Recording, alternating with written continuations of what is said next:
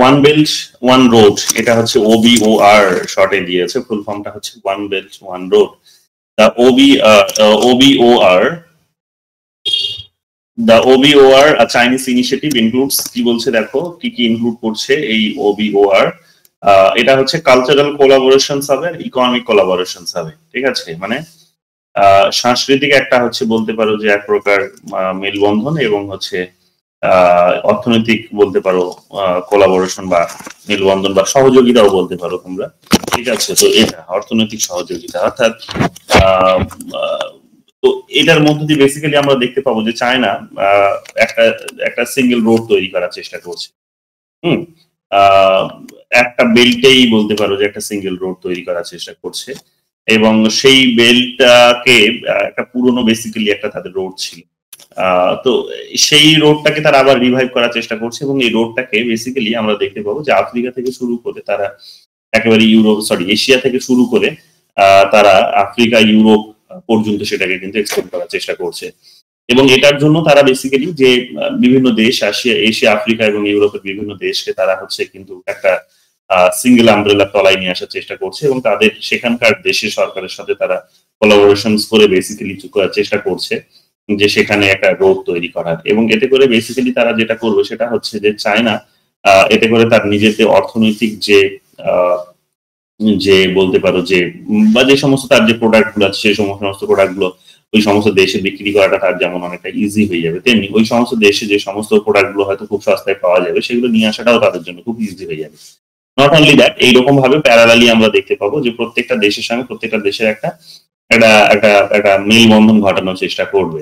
তো এইরকম একটা রোড তৈরি করার চেষ্টা করছে, যদিও এটা শুনতে হয়তো ওয়ান রোড মনে হতে পারে, ওয়ান বেল্ট মনে হতে পারে, বিষয়টা হচ্ছে যে এখানে তিন ধরনের রোডেরই কথা বলা হচ্ছে বেসিক্যালি, যে একটা স্থল পথে, একটা হচ্ছে মানে একটা সড়ক পথ যেটাকে বলা হচ্ছে, দ্বিতীয় হচ্ছে রেলপথ, আর তৃতীয়টা হচ্ছে যে জলপথ। তিনটে পথকেই তারা বেসিক্যালি ব্যবহার করছে। তো তিনটে পথকেই ব্যবহার করে তারা এইরকম ভাবে যে একটা বড় একটা এইরকম একটা প্রোগ্রাম নিজেরা হাতে নিয়েছে এবং চেষ্টা করছে যে এটার মধ্য দিয়ে চায়না এমন একটা রোড নির্মাণ করবে যে রোডটা আলটিমেটলি কি করবে, যে তাদের নিজেদের যে ইনফ্লুয়েন্স সেই ইনফ্লুয়েন্সটাকে কিন্তু গোটা বিশ্ব জুড়ে এক প্রকার বলতে পারো যে এশিয়া থেকে শুরু করে আফ্রিকা এবং ইউরোপ পর্যন্ত সেটাকে তারা নিয়ে যেতে চাইছে। তো এই বিষয়টাকেই এখানে কিন্তু দেখানো হচ্ছে, এটার মধ্য দিয়ে তাদের যে সাংস্কৃতিক যে মেলবন্ধন বা সহযোগিতা যাই বলো না কেন তাদের নিজেদের মধ্যে যেমন বৃদ্ধি পাবে, তেমনি মানে অর্থনৈতি বৃদ্ধি পেলে অফকোর্স অর্থনীতিতে শুধু এগুলো নিয়ে আসে না, অর্থনীতির সাথে আমরা জানি যে সাংস্কৃতিক মেলবন্ধন বা সহযোগিতা গুলো কিন্তু বৃদ্ধি পায়। তো সেই বিষয়গুলোরই কথা এখানে কিন্তু বলা হচ্ছে। বলো, কি বলছো, কিছু বলছো? হ্যাঁ স্যার, বলছিলাম যে এখানে অপশন সি যেটা আছে তো সেটা কেন হবে না বুঝতে পারছি না। এটা আওয়ার বেল্ট আওয়ার রোড বলছে, বেসিক্যালি স্ট্যান্ড ফর বলছে।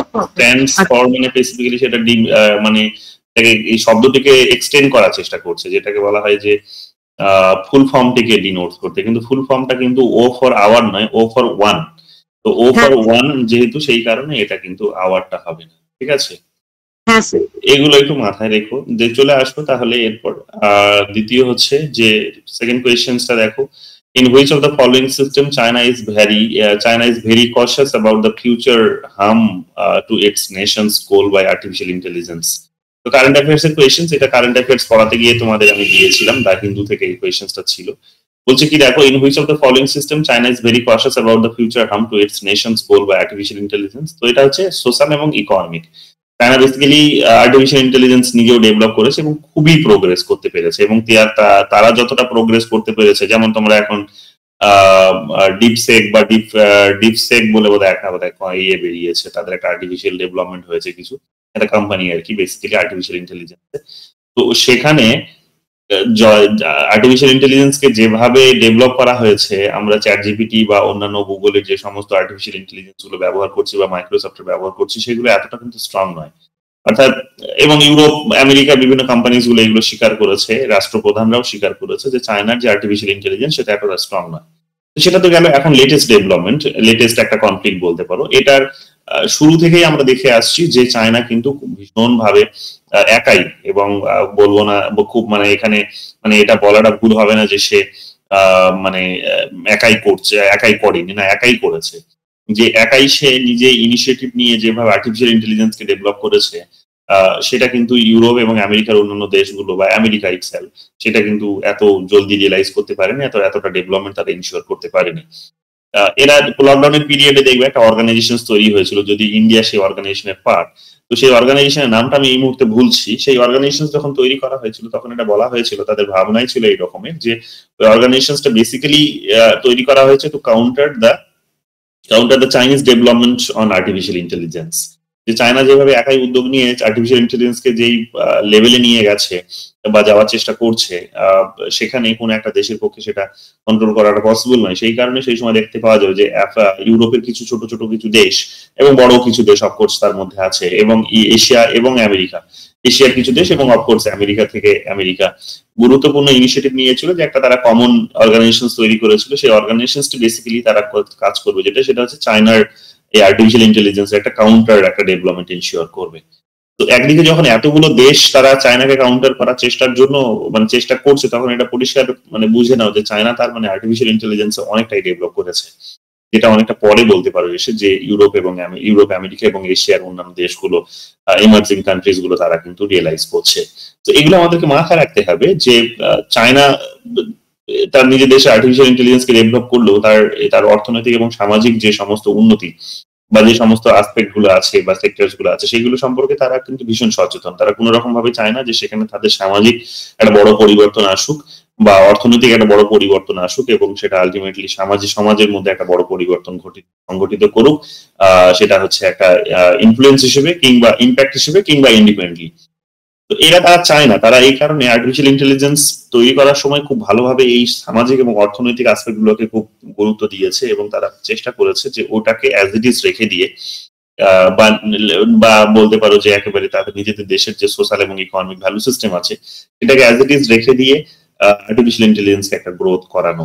এগুলো কিন্তু তারা নিজেরা চেষ্টা করে এবং এই কারণে দেখবে যে চায়নাতে বড় কোনো সামাজিক আন্দোলন, চায়নাতে বড় কোনো অর্থনৈতিক আন্দোলন এগুলো কিন্তু বড় নোটিস করা যায় না। কিন্তু ডেভেলপিং কান্ট্রিজ গুলো যারা দেখবে তাদের নিজেদের নতুন একটা কিছুকে তারা স্বাগত জানায়, ওয়েলকাম করে, কিন্তু তারা নিজেদের তারা কিন্তু এই অর্গানাইজেশনস এর উপরে বা এই নতুন টুলটার উপরে যে তাদের কন্ট্রোল থাকে না বলে কি হয় যে সমাজে অনেক বড় পরিবর্তন ঘটে যায় এবং সেই পরিবর্তন আলটিমেটলি ইনস্টিটিউশনস গুলোর মধ্যে একটা বড় ধরনের পরিবর্তন সংগঠিত করে। উদাহরণ নিয়ে নিতে পারো ভারতের কথা, ইউরোপে মিডল ইস্টের কথাও নিয়ে নিতে পারো। মিডল ইস্টে যখন তোমরা দেখবে যে আরব স্প্রিং সংগঠিত হলো, তখন তোমরা দেখবে যে তাদের যে এই আরব স্প্রিং সংগঠিত হওয়ার পেছনে একটা বড় ফোর্স ছিল কিন্তু লিবারেল একটা ফোর্স, এবং এই লিবারেল ফোর্সটা সেই সময় ঢুকেছিল আমরা দেখতে পাবো যে সোশ্যাল মিডিয়ার হাত ধরে। সোশ্যাল মিডিয়া নামক যে টুলটাকে তারা অ্যাকসেপ্ট করেছিল সেই সময় বিভিন্ন টুইটার, তারপরে ফেসবুক, তারপরে বিভিন্ন ইউটিউব এবং গুগলের আরো অন্যান্য যে সমস্ত সহযোগী অ্যাপ্লিকেশন গুলো আছে, তাদেরকে যেভাবে তারা অ্যাকসেপ্ট করেছিল, চোখ বন্ধ করে অ্যাকসেপ্ট করলো, এবং এরা এসে মানুষের কমিউনিকেশনস এর মধ্যে যে ধরনের একটা পরিবর্তন নিয়ে আসলো, র্যাডিক্যাল চেঞ্জ নিয়ে আসলো, তো দেখা যাবে যে এটাই তাদের সামাজিক যে চিন্তা ভাবনা, সামাজিক যে কাঠামো সেটার মধ্যে একটা বড় পরিবর্তন ঘটাতে কিন্তু বাধ্য হয় বা সফল হয়। এবং এটা একটা বড় প্রতিফলন দেখা গেছে বা রিফ্লেকশন দেখা গেছে যখন অকুপাই ওয়াল স্ট্রিট আরব স্প্রিং যখন মুভমেন্ট হলো। তো সোসাইটির মধ্যে তার অলরেডি একটা বড় চেঞ্জ হয়ে গেছে। তো সেই চেঞ্জটার সঙ্গে এবার কি করছে যে সোসাইটাল সেই চেঞ্জটা, অ্যাডমিনিস্ট্রেটিভ যে চেঞ্জ, ইনস্টিটিউশনাল যে চেঞ্জ গুলো বা যে কাঠামো গুলো, স্ট্রাকচার গুলো, সেগুলোর মধ্যে কিন্তু চেঞ্জ নিয়ে আসতে চাইছিল। এই কারণে এই মুভমেন্ট গুলো একটা বড় সেখানে রোল প্লে করেছিল। তো দেখতেই পাবে যে নতুন একটা টুলস কে তারা ওয়েলকাম করলো ঠিকই, কিন্তু সেটা তারা বুঝতে পারেনি যে এটা আলটিমেটলি তার ইম্প্যাক্টটা সোসাইটিতে কি হবে, তাদের নিজেদের অর্থনীতিতে কি হবে। এটা মিডল ইস্টের সেই সমস্ত দেশগুলো সেই সময় কিন্তু রিয়েলাইজ করতে পারেনি। And that is why we saw Arab Spring in some of the countries of Middle East. এবং এর প্যারালালি আমরা এটাও দেখতে পেয়েছি যে এর ঢেউটা এসে ইন্ডিয়াতেও পড়েছে। ইন্ডিয়াতেও তোমরা দেখবে যে 2012 সালে 13 সাল নাগাদ যে সমস্ত মুভমেন্টস গুলো হয়েছে, তার আগেও যে সমস্ত মুভমেন্টস গুলো হয়েছে, তো সেখানে কিন্তু এই লিবারেল একটা নিউ লিবারেল যেটাকে বলা হচ্ছে, নিউ লিবারেল একটা টুলস এর বা অ্যাপ্লিকেশনস এর একটা বড় ফোর্স ছিল, যে এটা কিন্তু সোশ্যাল মিডিয়ার হাত ধরেই এসেছিল। তো দিল্লিতে যখন তোমরা India against anti corruption movement দেখতে পাবে, তখন কিন্তু তোমরা দেখবে যে সমাজে মানুষের যে কমিউনিকেশন যে মাধ্যম, সেই বা সমাজে মানুষের যে অর্থনৈতিক যে উন্নতি, সেই উন্নতির মধ্যে বা সামাজিক অর্থনৈতিক যে ক্ষেত্র, সেই ক্ষেত্রের মধ্যে অনেক ধরনের পরিবর্তন এসেছে এবং সেই পরিবর্তনটা সাথে সাথে সামাজিক পরিবর্তনটাও এসেছে। সেটা দুটোই ইন্ডিপেন্ডেন্টলি হতে পারে, আবার একে অপরকে সেখানে প্রভাবিত করার মধ্য দিয়েও হতে পারে। আলটিমেটলি তখন তারা চেষ্টা করছে যে প্রতিষ্ঠানগুলোর মধ্যে পরিবর্তন আসবে। এইরকম ভাবে দেখা যাবে কি যে যে সমস্ত দেশগুলো এই নতুন নতুন যে সমস্ত টুলস গুলো তৈরি হচ্ছে, যে সমস্ত অ্যাপ্লিকেশন গুলো তৈরি হচ্ছে, বা যে সমস্ত ফোর্স গুলো ক্রিয়েট হচ্ছে, সেগুলোকে তারা যখন রিয়েলাইজ করতে পারছে না যে ইম্প্যাক্টটা ঠিক কিরকম হবে, তখন আমরা দেখতে পাচ্ছি কি যে এই এই এই এই বুঝতে না পারা দেশগুলো বেসিক্যালি তারা কি হচ্ছে যে তাদের মধ্যে একটা র্যাডিক্যাল চেঞ্জ আসছে এবং বিভিন্ন আন্দোলনের মধ্য দিয়ে সেটা কিন্তু রিফ্লেক্টেড হয়ে পড়ছে বা রিফ্লেক্টেড হচ্ছে। কিন্তু চায়না কিন্তু এই সমস্ত বিষয়ে ভীষণ কনসিয়াস। তারা জানে যে নতুন কিছুকে স্বাগতম করব আমি ঠিকই, কিন্তু সে কিন্তু মানে সে যে উদ্দেশ্যে আমি হয়তো তাকে নিয়ে আসলাম সেটার বাইরেও, অথবা অর্থনীতিকে প্রোগ্রেস করানো যদি একটা সেখানে অর্থনীতিকে একটা যদি লিড করানো যদি একটা রোল থাকে, তার একটা তাদের অবজেক্টিভ যদি থাকে, তাহলে তার একটা কিন্তু ইম্প্যাক্ট আমরা দেখতে পাবো যে সমাজের বিভিন্ন ইন জেনারেল সোসাইটিতে এবং সোসাইটির মধ্যে আরো যে বিভিন্ন উপাদানগুলো আছে সমস্ত কিছুর মধ্যেই গিয়ে পড়বে। এই কারণে তার আর্টিফিশিয়াল ইন্টেলিজেন্সকে যখন ব্যবহার করেছে বা তৈরি করেছে, তখন এই বিষয়ে তারা কিন্তু তার যে ক্ষতিকারক দিক নিজের দেশের উপরে, তার নিজের দেশের সামাজিক এবং অর্থনৈতিক ব্যবস্থার উপরে, সেগুলো সম্পর্কে তারা ভীষণ রকম সচেতন। তো এই কারণে দেখবে যে নতুন টেকনোলজি যে আসে ঠিকই, কিন্তু তারা পুরোটাকে কন্ট্রোলড ওয়েতে তারা ডেভেলপ করার চেষ্টা করে। যে পুরোটাই যে একেবারে খোলা বা ওপেনলি ছেড়ে দিয়েছে এবং যেভাবে যেখানে খুশি সেখানে আন্দোলন সংগঠিত হচ্ছে, ওইটার নতুন টুলটার ডেভেলপমেন্টের কারণে বা আইডিওলজিটা সেখানে ঢুকে যাওয়ার কারণে তা কিন্তু তারা করতে দেয় না। এটাই হচ্ছে একটা মানে বলতে পারো যে সোশ্যালিস্ট একটা অথরিটেরিয়ান স্টেট সিস্টেমের একটা বিশেষত্ব। Socialist authoritarian state system basically কি করে, তার কর্তৃত্বটাকে বজায় রাখে। যা কিছু নতুন হোক না কেন তার উপর তার নিজের কর্তৃত্ব বা অথরিটিটাকে বজায় রাখে এবং সে কি করে প্ল্যানস ওয়েতে সে সেটার কিন্তু অ্যাপ্লিকেশনসটা নিজের প্রয়োজন মতো সেখানে কিন্তু সে বা নিজের নিজের নিজের অবজেক্টিভস মতো সেখানে সে কিন্তু সেটাকে অ্যাপ্লাই করার চেষ্টা করে। নতুন আর্টিফিশিয়াল ইন্টেলিজেন্স যখন তারা নিয়ে এসেছে, তখন তারা ওটা দেখেছে যে সামাজিক এবং অর্থনৈতিক ক্ষেত্রে তারা সেটার একটা যে ক্ষতিকারক প্রভাব আছে সেটা সম্পর্কে তারা বিভিন্ন রকম ভাবে সেগুলো আমরা দেখতে পাবো। এগুলো এগুলো এগুলো এই সমস্ত দেশগুলো করে থাকে।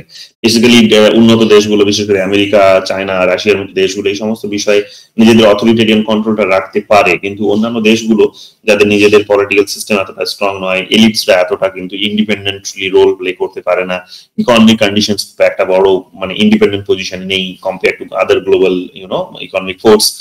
তো তারা বেসিক্যালি কি করে না, ওই স্রোতের সঙ্গে গা ভাসিয়ে দিয়ে চলে, যেমন ইন্ডিয়া একটা সময় করতো। কিন্তু এখন সেটা যদিও আমাদের দেশে খুব কম হয়, যখন তখন আন্দোলন করতে দেয় না বা আন্দোলন হয় না, আন্দোলনগুলো হওয়ার আগে সেগুলোকে দেখবে ফিল্টারে সেগুলোকে আটকে দেওয়া হয়।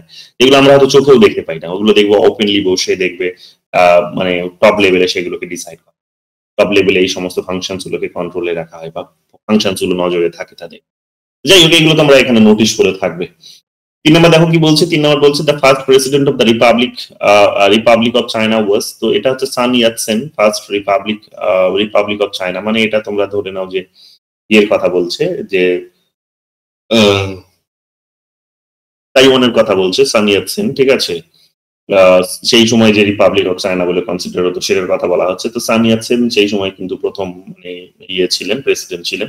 পরে যখন চায়না তৈরি হয়েছে তখন তার প্রেসিডেন্ট আমরা প্রথম দেখতে পাবো মাও জেদং, ঠিক আছে, যে পিপলস রিপাবলিক অফ চায়না। সেগুলো একটু দেখে নিও। 4 নম্বর দেখো কি বলছে। 4 নম্বর বলছে যে এখানে with which country does the People's Republic of China have most cordial relations at present, যে কোন দেশের সাথে এই মুহূর্তে গণসাধারণতন্ত্রী চীনের একটা একটা একটা হার্দিক সম্পর্ক রয়েছে বলতে পারো, যে একটা হৃদয়ের সম্পর্ক বলতে পারো, একটা কোয়ার্ডিয়াল সম্পর্ক। তো এটা পাকিস্তান হবে এই মুহূর্তে। যে সমস্ত দেশগুলো এখানে মেনশন করা হয়েছে, ইউএসএ এর সাথে তোমরা জানো যে একটা অলওয়েজ একটা ওয়ার টাইপ সিচুয়েশনস এক সবসময় রয়েছে। রিসেন্টলি 2-3 দিন আগেও তোমরা দেখলে যে সেখানে ওয়ার এবং কাউন্টার ওয়ার চললো। বেসিক্যালি এটা আমরা দেখতে পেলাম যে এটাকে বলা হচ্ছে ট্রেড ওয়ার। কাউন্টার ওয়ার মানে তোমরা সরাসরি কোনো বলছি না যে বোমা গিয়ে ফেলেছে, এই ওয়ারটার নাম হচ্ছে ট্রেড ওয়ার। যে ইউএস সেখানে আমরা দেখতে পাচ্ছি যে তাদের নিজেদের দেশে যে সমস্ত প্রোডাক্ট গুলো তারা ইম্পোর্ট করে থাকে গোটা বিশ্বের বিভিন্ন দেশ থেকে, বেশিরভাগই দেশ থেকে বলতে পারো, তো সেগুলোর উপর তারা এক প্রকার কি লাগিয়েছে না, সেখানে ট্যারিফস লাগিয়েছে 20%, 30% এইরকম ভাবে ট্যারিফস লাগিয়েছে। তো এতে করে দেখা যাবে যে চায়না থেকে যেহেতু তারা প্রচুর পরিমাণে প্রোডাক্ট মানে ইম্পোর্ট করে থাকে, তো তাই চায়নার উপরের এই সংখ্যাটা বেশি। তো যখন তারা এটা করলো তখন দেখা গেল যে চায়নার বড় বড় কোম্পানিজ গুলো কিন্তু হুড়মুড়িয়ে পড়তে শুরু করলো। এটা আমরা একদিকে যখন দেখতে পাচ্ছি তখন দেখতে পাচ্ছি যে তার একটা কাউন্টার একটা যুদ্ধ ঘোষণা করলো চায়না, যে চায়না কিন্তু আমেরিকার প্রোডাক্ট গুলোর উপরে কিন্তু একটা ইম্পোর্ট ডিউটি একটা কিন্তু বলতে পারো বা ট্যারিফ সেখানে কিন্তু ইম্পোজ করতে শুরু করলো। যখন করতে শুরু করলো তখন আমরা দেখতে পাচ্ছি যে আবার আমেরিকান কোম্পানিজ গুলোর উপরে গিয়ে একটা ইম্প্যাক্ট করতে শুরু করছে, তাদের প্রোডাক্ট গুলো কম বিক্রি হচ্ছে মার্কেটে, এবং তাদের মার্কেট মানে কোম্পানিজ গুলো কোথাও গিয়ে তার নিজের মানে জায়গাটা হারিয়ে ফেলছে। তো এরকম ভাবে আমরা দেখতে পাচ্ছি যে বেসিক্যালি একটা প্রোটেক্টিভ প্রোটেক্টিভ, যেটা আমি তোমাদের পলিটিক্যাল ইকোনমি পড়াতে গিয়ে বলেছিলাম যে ন্যাশনালিস্ট পার্সপেক্টিভ অফ ইকোনমি, যে ন্যাশনালিস্ট পার্সপেক্টিভ অফ ইকোনমিতে বেসিক্যালি কি হয় যে নেশনস এর নিজের যে দেশের অর্থাৎ জাতির নিজের যে কোম্পানিগুলো আছে সেই কোম্পানিজ গুলোকে একটু বেশি সুযোগ দেওয়া অর্থাৎ প্রোটেকশনস দেওয়া। তো এটা এই যখন কোনো একটা বিদেশি প্রোডাক্টের উপরে যখন ট্যাক্স বসানো হয় তখন এর উদ্দেশ্যটা কি থাকে, বেসিক্যালি এর উদ্দেশ্যটাই থাকে যে নিজের দেশে যে কোম্পানিজ গুলো আছে সেই কোম্পানিজ গুলোকে একটুখানি বেটার পজিশনে নিয়ে আসা অর্থাৎ সুরক্ষা দেওয়া, যাতে সে মার্কেটে ওপেন কম্পিটিশনে হারিয়ে না যায়।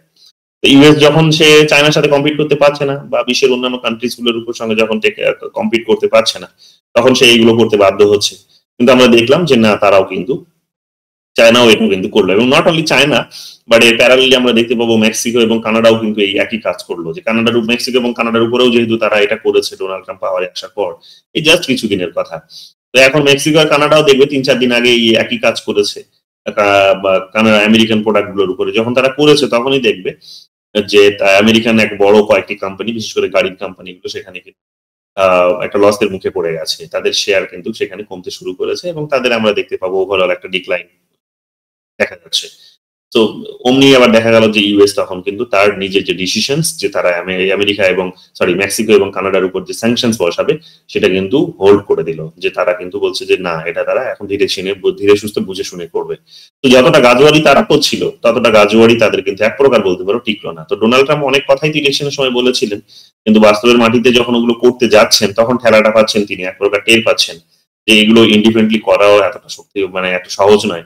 যতটা সে নিজেকে দাদা ভেবে যতটা এখানে মানে নিজেদের জনগণকে এখানে এক প্রকার মানে মানে প্রভাবিত করে নিজেদের জনগণকে প্রভাবিত করে দাদা হয়ে এখানে এক প্রকার যে রকমের চেষ্টাগুলো তারা চালিয়ে যাচ্ছে, তো সেখানে আমরা কি দেখতে পাচ্ছি? আমরা দেখতে পাচ্ছি যে আলটিমেটলি এগুলো তাদের একটা কিন্তু দিকে বলতে পারো যে এক প্রকার বুমেরাং হয়ে ফিরে আসছে। তো বুমেরাং হচ্ছে, তো এই বুমেরাং এর ঘটনাগুলোই বলে দিচ্ছে যে আমেরিকার মানে ইন্ডিপেন্ডেন্টলি অনেক ডিসিশন নিতে চাইতেই পারে, সেখানে একটা সে রাজনৈতিক কথা বলে সেখানে একটা হয়তো একটা অস্থিরতা তৈরি করতেই পারে, দেশগুলোর মধ্যে হয়তো একটা ইউনিটিকে ব্রেক করাতেই পারে, কিন্তু কথাটা হচ্ছে বাস্তবের মাটিতে এগুলো কিন্তু সহজ নয়, কারণ আলটিমেটলি মানুষ এগুলোকে ভালোভাবে নিচ্ছে না। তো দেখা গেল এই আমেরিকার ট্যারিফের এগেনস্টে যখন এখানে কাউন্টার ট্যারিফ যখন মেক্সিকো এবং কানাডা বসালো তখন দেখতে পাচ্ছি যে তার বিপরীত চরিত্রটি সেখানে কিন্তু উঠে আসছে।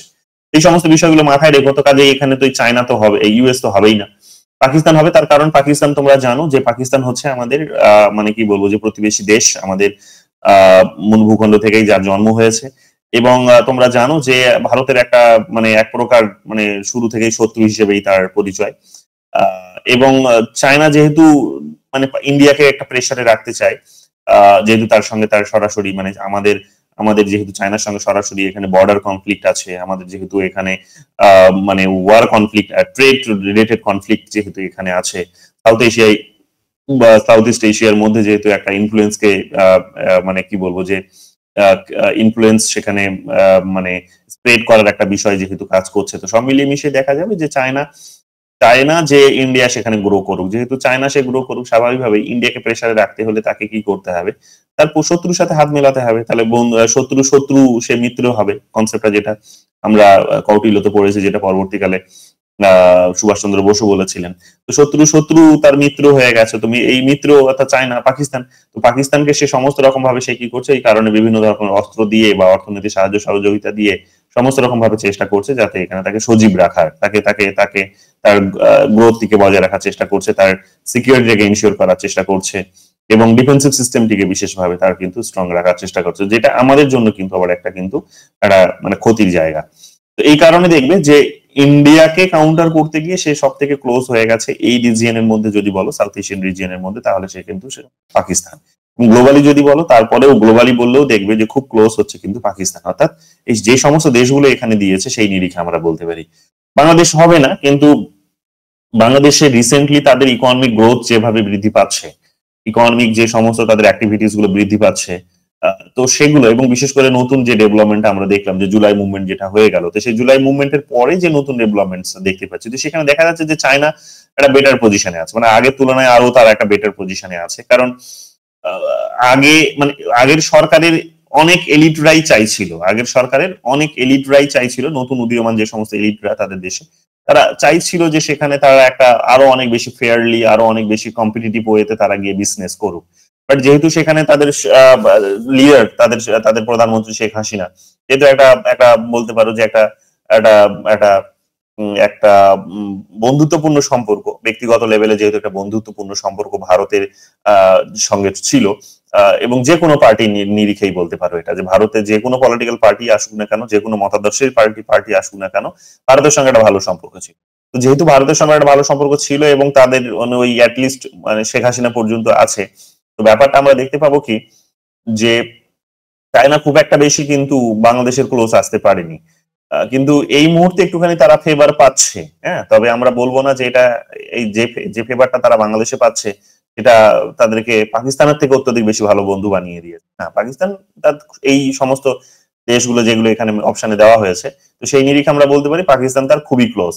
বাট বাংলাদেশে তার একটুখানি পজিশনটা বেটার হচ্ছে এইরকম ভাবে, যেমন দেখবে যে তিস্তা প্রজেক্ট, যেটা তিস্তার দেখবে যে তিস্তা যে নদী আছে সেই নদী বরাবর নদীর বাঁধ নির্মাণ করা, সরি নদীর হচ্ছে চারিধারে হচ্ছে মানে কি বলবো যে নদীর ধার বাঁধানো থেকে শুরু করে, নদীর পাড় বাঁধানো থেকে শুরু করে, তার আশেপাশে সৌন্দর্যায়ন থেকে শুরু করে, তার নগরায়নের ব্যবস্থা থেকে শুরু করে, তার সেখানে রোড অ্যান্ড ইনফ্রাস্ট্রাকচার তৈরি করার বিষয়গুলোর উপরে কেন্দ্র করে তারা একটা হচ্ছে মেগা প্ল্যান নিয়েছিল হাতে।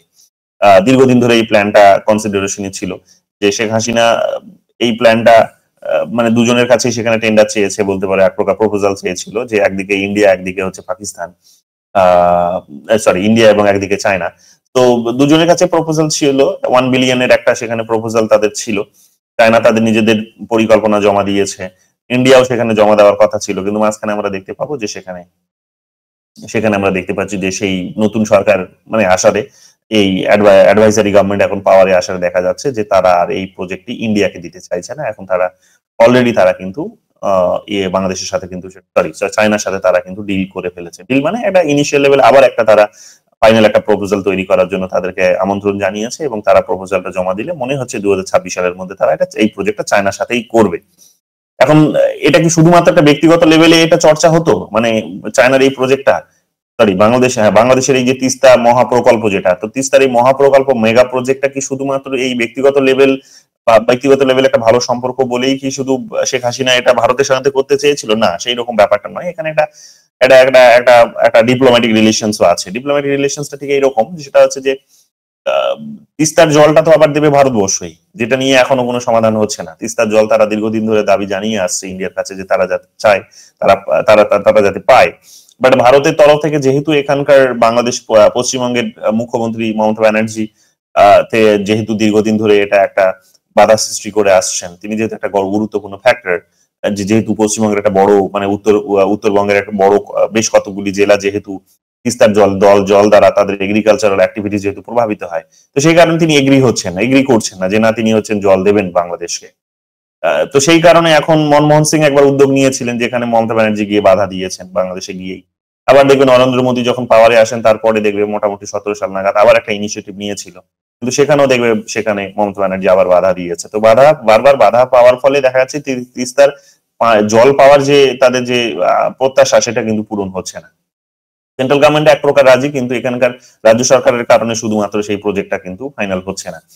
এখন যেহেতু তারা মানে জলটা পাবে সবার আগে ভারতবর্ষের কাছ থেকে, তারপরে সেটার উপর গিয়ে প্রজেক্ট তৈরি হলে সেই প্রজেক্টটা এফেক্টিভ হবে খুব একটা বেশি। এখন যদি তুমি যে জল দেবে তাকেই যদি তুমি এখানে সন্তুষ্ট না করো, বা তার সাথে যদি তুমি এখন ডিল না করো, ওই ডিলটা যেটা হওয়া, জল পেলে যেটা হওয়া উচিত, তাহলে তো সেই জলটাও তো তুমি না পেতে পারো, কারণ জলটা না পেলে তোমার ডিলটাও না ফাইনাল হতে পারে। বাট ওরা ভাবছে, মানে নতুন যে অ্যাডভাইসারি গভর্নমেন্ট এখন পাওয়ারে এসেছে, তারা ভাবছে যে না একটা তারা প্রেশার পলিটিক্স এখানে কিন্তু ক্রিয়েট করবে, তারা একটা কম্পিটিটিভ পলিটিক্স ক্রিয়েট করবে, চায়নাকে দিয়ে তারা একটা প্রেশার ক্রিয়েট করার চেষ্টা করবে ইন্ডিয়ার উপরে। কারণ চায়না যত বেশি ক্লোজ হবে বাংলাদেশের, তত বেশি আমাদের হয়তো সিকিউরিটির কনসার্নটা বাড়বে। তো ওই গেমটাকেই বা ওই বলতে পারো যে আমাদের দুর্বলতাটাকেই তারা কাজে লাগিয়ে কি করছে এখন, যে এই প্রজেক্টে আগ বাড়িয়ে তারা তিস্তা যে মহাপ্রকল্প, যে তিস্তার জলটা তারা ভারতের কাছ থেকেই পেলে তবে কি ওই প্রকল্পটা সাকসেসফুল হবে বলতে পারো, কিন্তু সেইটাকে তারা অর্ধেক রেখে দিয়েই তারা ভারতবর্ষের সাথে, সরি চায়নার সাথে তারা ডিল করছে। যখন এটা তারা করছে তখন পরিষ্কার বোঝা যাচ্ছে যে তারা একটা প্রেশার পলিটিক্স খেলার চেষ্টা করছে। যাই হোক, তো এইরকম একটা নতুন ডেভেলপমেন্ট হয়েছে। তো এটা শুধু নয়, এর পাশাপাশি আরো অন্যান্য যে সমস্ত প্রজেক্ট গুলো ছিল সেগুলোতেও তারা অনেকটা বেশি কম্পিটিটিভ হওয়ার চেষ্টা করছে, আরো অনেক বেশি ওপেন হওয়ার চেষ্টা করছে। যে ভারতবর্ষকে যেভাবে একটা সুযোগ সুবিধা এতদিন দিয়ে আসতো বিভিন্ন প্রজেক্ট গুলোর ক্ষেত্রে, এটা কোথাও গিয়ে সেখানে একটুখানি তারা ক্যালকুলেটিভ হয়েছে। তো বাট তারপর আমরা বলতে পারি যে চায়নার থেকে খুব ভালো রিলেশনস তাদের নেই, চায়নার সঙ্গে তাদের সব থেকে বেশি ভালো রিলেশনস এই যতগুলো অপশনস এখানে দিয়েছে, সরি পাকিস্তানের সাথে তাদের খুব ভালো রিলেশনস যতগুলো অপশনস এখানে দিয়েছে সেই নিরিখে। অস্ট্রেলিয়া তো হবেই না, অস্ট্রেলিয়ার সঙ্গে খুব একটা ভালো রিলেশনস তাদের নেই, কারণ অস্ট্রেলিয়া জানো কোয়াডেরও মেম্বার। তো স্বাভাবিকভাবে এখানে কিন্তু পাকিস্তানি কিন্তু তাদের একটা খুব ভালো বন্ধু হিসেবে কনসিডার হয়। এগুলো নতুন কতগুলো ডেভেলপমেন্ট মাথায় রেখো, এখান থেকে প্রচুর প্রশ্ন আসার সম্ভাবনা আগামী দিনে থেকে যাচ্ছে। ফরেন পলিসির কোয়েশ্চেন ছিল যেহেতু এখন একটুখানি মানে ট্র্যাডিশনাল কোয়েশ্চেন থেকে একটুখানি বেরোনোর চেষ্টা করছে তারা। তো যে গল্পগুলো তোমাদের বললাম, যে কথাগুলো এখন বললাম, যে নতুন ডেভেলপমেন্টস গুলো তোমাদের শোনালাম, এগুলো হয়তো কাজে আসতে পারে। হ্যাঁ, তো এগুলো একটু ভালো করে ধ্যান রেখো। 5 নম্বর দেখো কি বলছে, the constitution of the people's republic of China was last amend on. তো পিপলস রিপাবলিক অফ চায়নার যে লাস্ট সংবিধান সেটা আমরা জানি যে 2000 মানে লাস্ট অ্যামেন্ডমেন্ট বলেছে এখানে, লাস্ট সংবিধান যেটা সংশোধন হয়েছে লাস্ট 2018 সালের মার্চ মাসে হয়েছে সম্ভবত, আমি যদি ভুল না হই। তখনই তোমরা দেখবে যে প্রেসিডেন্ট তাদের যে শি জিনপিং এখন যিনি আছেন, তিনি তো প্রেসিডেন্ট একদিকে, আবার তিনি তো হচ্ছে তার ওই যে জেনারেল সেক্রেটারি তাদের যে people's republic of China, sorry এই কমিউনিস্ট পার্টি অফ চায়না, তাদের যে রাজনৈতিক দল সেই দলেরও কিন্তু তিনি একটা সেক্রেটারির পোস্টে আছেন। তো আমরা দেখতে পাচ্ছি যে তিনি এই ধরনের পোস্ট হোল্ড করার কারণে দুটো পোস্টেরই মর্যাদা যেমন বৃদ্ধি পেয়েছে, আবার তেমনি দেখবে সংবিধানে এই ধরনের একটা কিন্তু সংশোধন নিয়ে এসেছে যে পোস্টে বেসিক্যালি বোধহয় ওখানে 2 বছরের টার্ম ছিল একটা, যে 2 বছরের বেশি কেউ রাষ্ট্রপতির পদে থাকতে পারবে না, কিন্তু এটাকে তিনি ডিলিট করে দিয়ে এক প্রকার বলতে পারো এই প্রভিশনসটিকে ডিলিট করে দিয়ে তিনি এটা একটা আনডেফিনাইট পিরিয়ডের জন্য এটা তৈরি করেছেন। অর্থাৎ এই ধরনের একটা সংশোধন নিয়ে এসেছেন যেখানে রাষ্ট্রপতি যতদিন খুশি ততদিন পদে থাকতে পারেন যদি তিনি ইলেক্টেড হন। তো এই ধরনের একটা এই 2018 সালে আমি যদি ভুল না হই তাহলে ডেভেলপমেন্ট এনশিওর হয়েছে তাদের দেশে, এবং এটাই কিন্তু তাদের একটা গুরুত্বপূর্ণ সংশোধন, যেটা বলা যেতে পারে যে একটা অথরিটারিয়ান রিজিমসকে এস্টাবলিশ করছে। এবং এই ধরনের পার্সোনালিটিসটা বেসিক্যালি বা যে কোনো দেশে যখনই দেখবে একজন ব্যক্তি দীর্ঘদিন ধরে পদে থেকে যান, তখন দেশের মধ্যে না একটা দেখবে, এবং সেটাও যদি আবার দেখা যাবে যে সেখানে কোনো উন্নত কোনো দেশে হয়েছে, অনুন্নয়নশীল দেশে নয় বা অনুন্নত দেশে নয়, যখন কোনো উন্নত দেশ অর্থাৎ ডেভেলপ কোনো কান্ট্রিজে যখন দেখবে যে তাদের যে সুপ্রিম পোস্ট, সেই সুপ্রিম পোস্ট হোল্ডকারী ব্যক্তিটি যখন একটা আনডেফিনাইট পিরিয়ডের জন্য ইনডেফিনাইট পিরিয়ডের জন্য যখন তোমরা দেখবে যে সেখানে তিনি রয়ে যাওয়ার একটা ব্যবস্থা তৈরি করে ফেলছেন, তখন দেখা যায় যে তার নেগেটিভ ইম্প্যাক্ট গুলো গোটা বিশ্ব জুড়ে কিন্তু মানে দেখা যায় কিরকম ভাবে, যে তারা সেখানে এসে আরো অনেক বেশি তারা স্ট্রংলি ডিসিশন যেগুলো নেয় সেগুলো কিন্তু অন্যদের জন্য কিন্তু একটা ক্ষতির মুখে ফেলে, অর্থাৎ অর্থনৈতিক ভাবে বলতে পারো, এবং অর্থনীতির প্রভাব অন্যান্যগুলোর উপর যখন পড়ে তখন অন্যান্য বিষয়গুলোও কিন্তু সেখানে তাদের ক্ষতিগ্রস্ত হয়। যেমন ইউএসএ তে হয়েছিল, মনে করে দেখো সেকেন্ড ওয়ার্ল্ড ওয়ারে যখন হচ্ছিল তখন তোমরা দেখতে পাবে যে একজন ব্যক্তি দীর্ঘদিন ধরে রাষ্ট্রপতির পদে ছিলেন, এবং তার যে সেই কারণে ডিসিশনস গুলো, সেই ডিসিশনস গুলো দেখা যাবে যে খুবই ভয়ানক ডিসিশনস ছিল, যে চায়না থেকে জাপানে গিয়ে সেখানে বোম ফেলে দাও, ঠিক আছে, মানে যুদ্ধ করতে ভয় পেত না, এতটা নিষ্ঠুর হয়ে গেছিল সে। তো এই কারণে যারা ডেমোক্রেসিতে বিশ্বাস করে তারা বলে যে না, এই ধরনের পোস্ট পজিশন গুলোকে সারা জীবনের জন্য ওপেন রেখে দেওয়াটা ঠিক নয়, মানে সরি একজনের জন্য রেখে দেওয়াটা ঠিক নয়, যতদিন খুশি সে যতদিন এখানে আসতে পারবে এটা ঠিক নয়, কারণ সে হতেই পারে যে একটা বায়োনারি তৈরি করে বারবার ক্ষমতায় জিতে আসার একটা মাধ্যম তৈরি করে ফেলেছে। তো সেটাকে কাজে লাগিয়ে সে কি করতে পারে, সে একটা অস্থিরতার পরিবেশ তৈরি করতে পারে গোটা বিশ্ব জুড়ে, প্লাস হচ্ছে নিজের দেশের জন্য কিন্তু লং রানে সেটা একটা ক্ষতিকারক হতে পারে।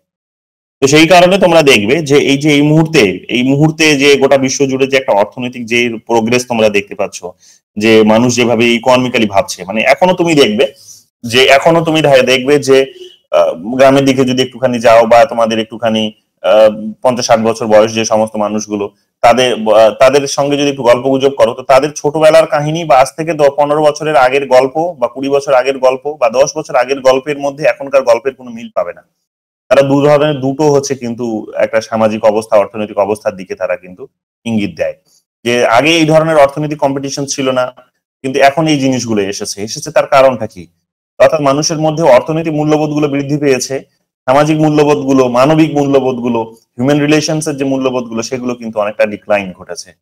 তার অন্যতম কারণ হচ্ছে যে গোটা বিশ্বজুড়ে একটা হচ্ছে অস্থিরতার ইকোনমি তৈরি হওয়া, গোটা বিশ্বজুড়ে এই ধরনের একটা কম্পিটিটিভ ইকোনমি তৈরি হওয়া। আর যে কম্পিটিটিভ ইকোনমিটা তৈরি হয়েছে কিন্তু এই গোটা বিশ্ব জুড়ে যে সমস্ত বড় বড় যে সমস্ত দেশগুলো আছে তাদের সেই সমস্ত দেশে যারা এখন তাদের নিজেদের দেশে যাদেরকে এলিট বলা হচ্ছে বা বিভিন্ন যে বড় পোস্ট পজিশন গুলো হোল্ড করছেন, তারা যেই রকম ভাবে, তোমরা শুনতে পাচ্ছ? অসুবিধা হচ্ছে না?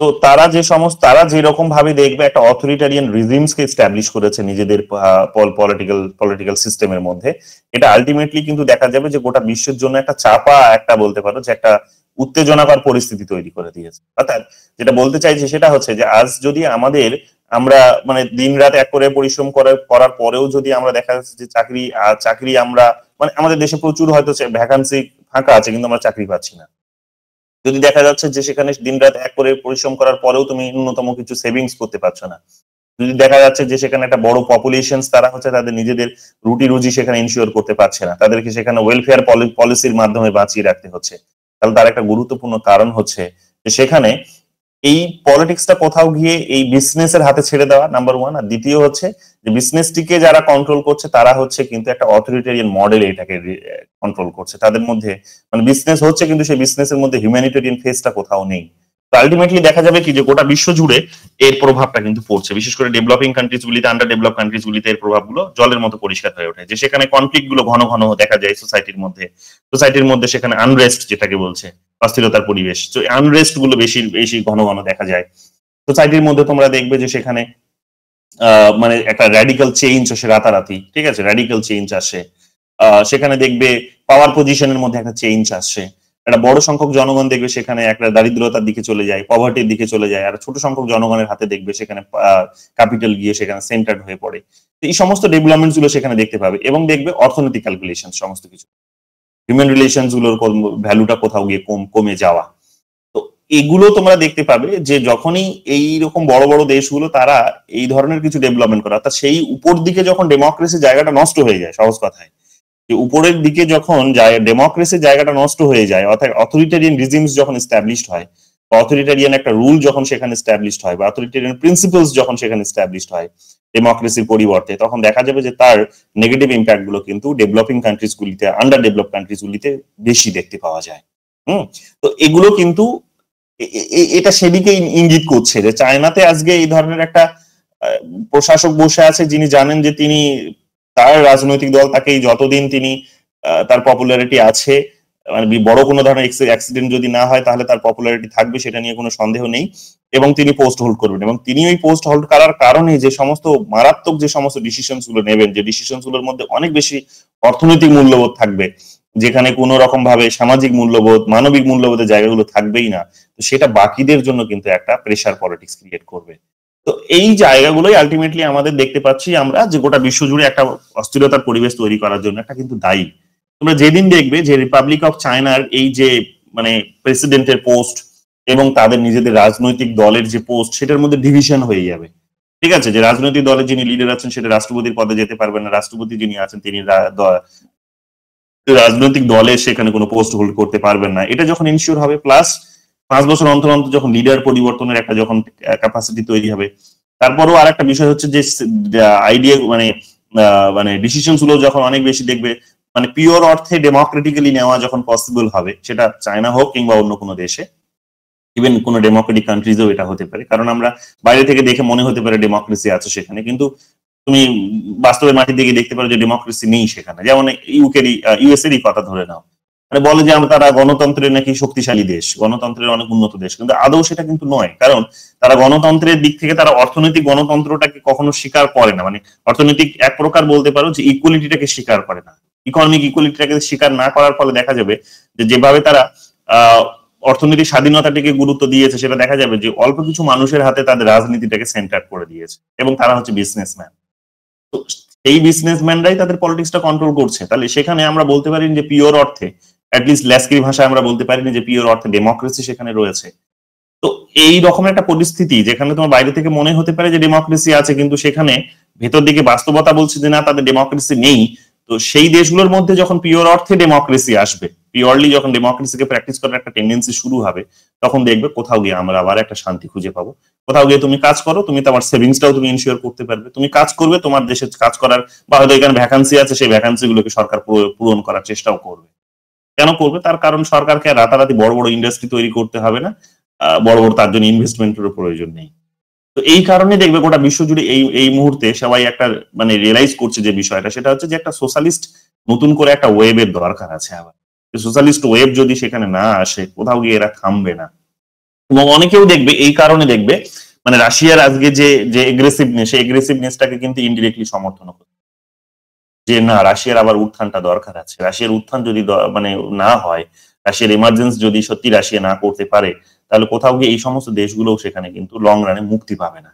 এদের নইলে কম্পিটিশনে এই যে ট্রেড ওয়ার যা চলছে, যেভাবে চলছে, সেই ট্রেড ওয়ারের মাঝে এরা কিন্তু পিছে মারা পড়বে, যেটা আমরা আজকে হচ্ছি।